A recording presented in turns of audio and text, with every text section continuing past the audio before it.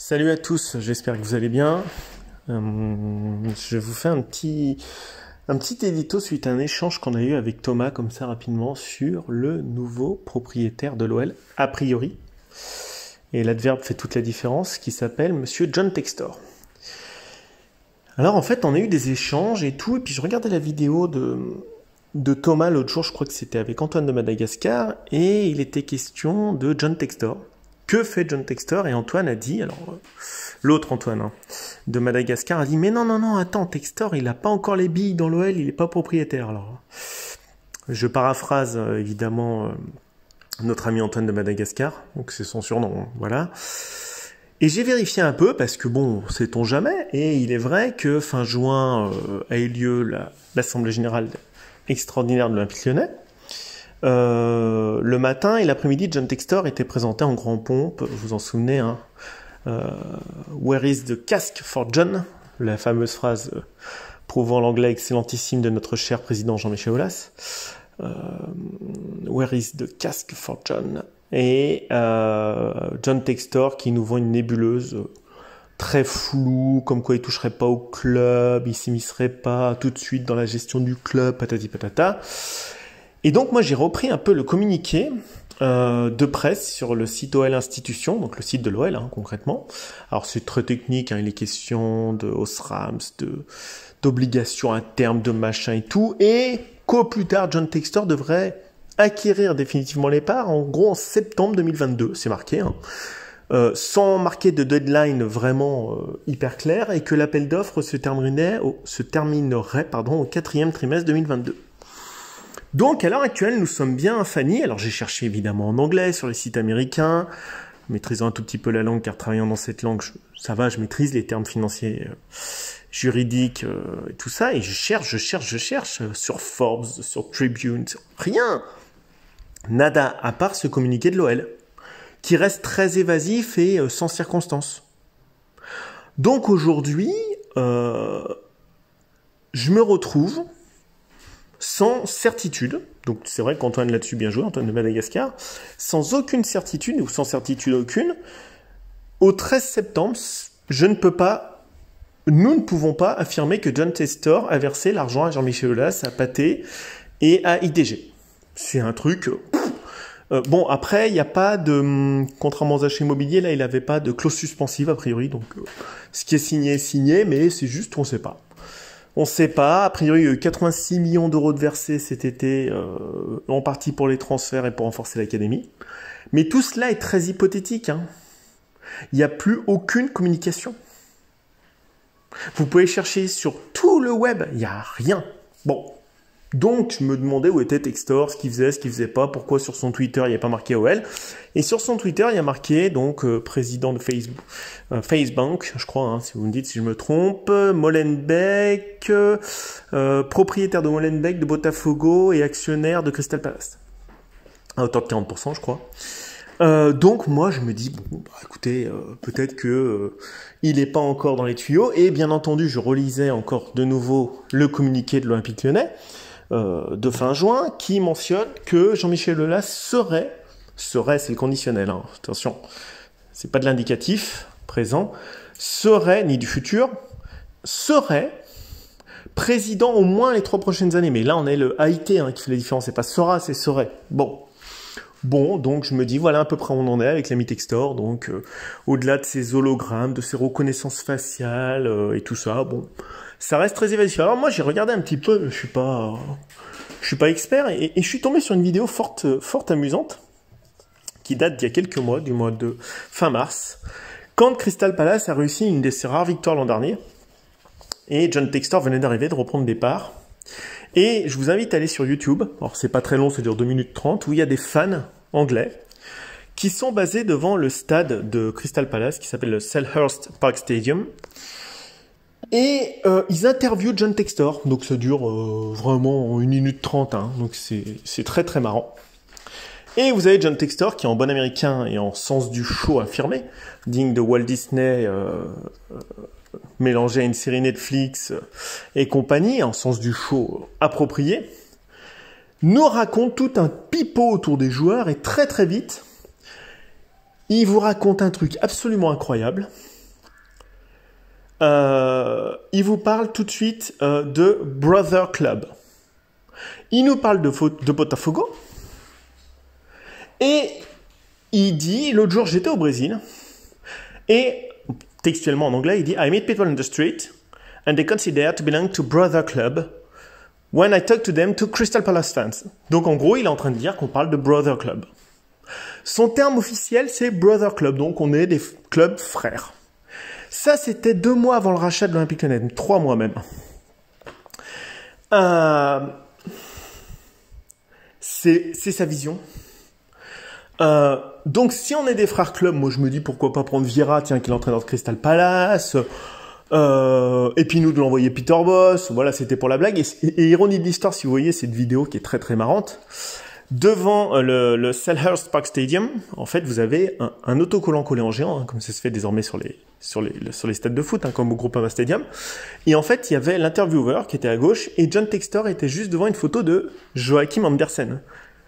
Alors, quand j'ai allumé, je dis, putain, on est vraiment des brother clubs. C'est-à-dire que le mec qui a joué à Lyon, il se retrouve en autocollant devant le Selhurst Stadium.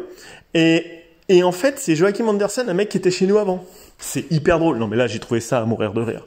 Donc, je me suis dit, tiens, allez, tiens, nous, on prend Vieira. Tiens, c'est marrant, un coup, l'autre, il a le maillot de l'OL, un coup, il a le maillot de Palace. C'est vraiment à mourir de rire. Donc là, c'était vraiment... Alors, bien entendu, John Textor a signifié à plusieurs reprises qu'il ne souhaitait pas racheter de club aux Pays-Bas, car il était question, il y a très très peu de temps, de racheter un club aux Pays-Bas, et je crois que c'était Vitesse Arnhem. Il a dit non, parce que là, ça commence à être chaud. Quand t'as 15 clubs, bon voilà, c'est interdit en Italie.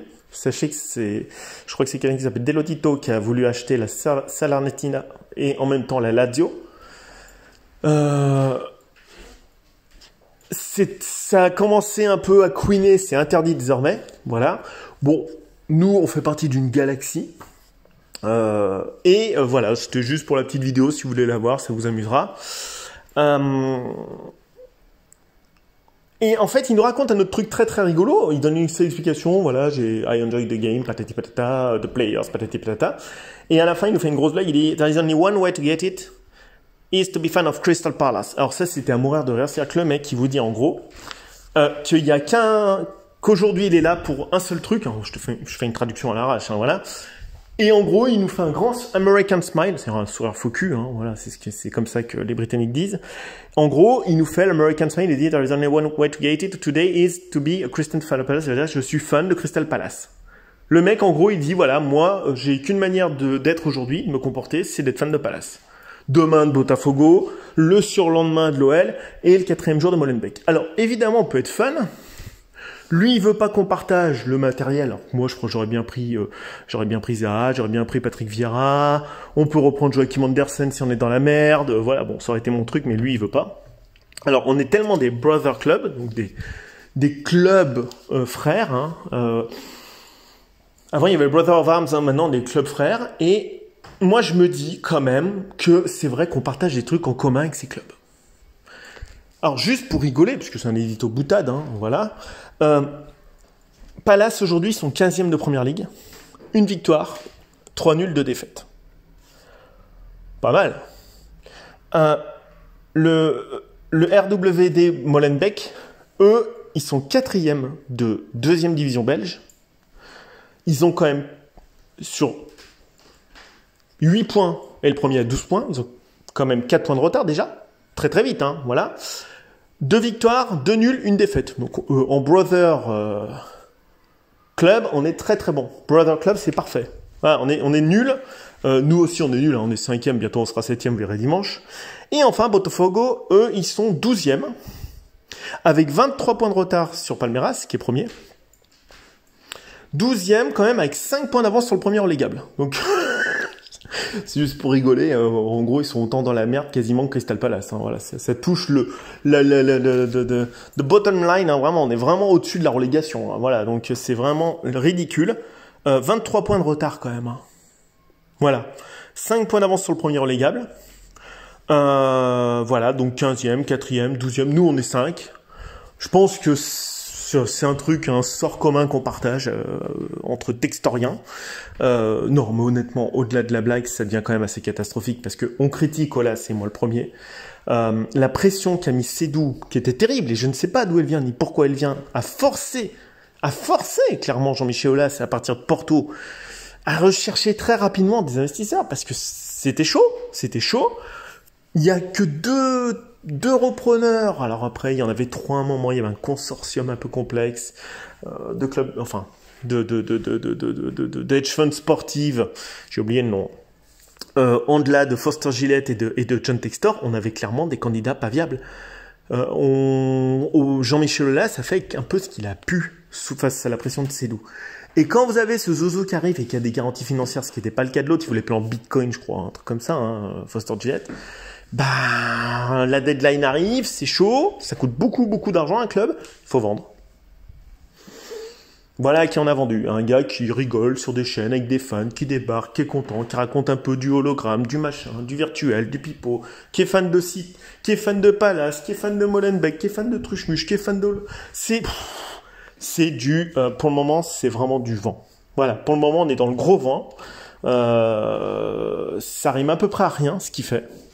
Alors on va dire, ouais, mais c'est pas lui aux manettes. Oui, oh, c'est pareil. Voilà. Moi, c'était juste les petites découvertes, parce qu'il n'y a rien sur lui. C'est un fantôme, ce mec. Il vient de débarquer dans le monde football. Hein. C'est très récent, c'est 1 an et demi, hein, ces investissements. Il n'y a pas beaucoup de recul, il y a pas beaucoup d'investissements, il y a des rachats, on ne sait pas où ça va aller, on est juste des brother clubs. Voilà. C'est tout.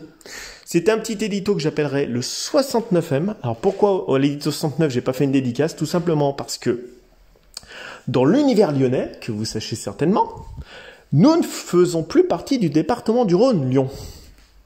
Et les 58 métropoles, 58 communes de la métropole. Nous sommes le 69M, ou 69 bis, vous l'appelez comme vous voulez.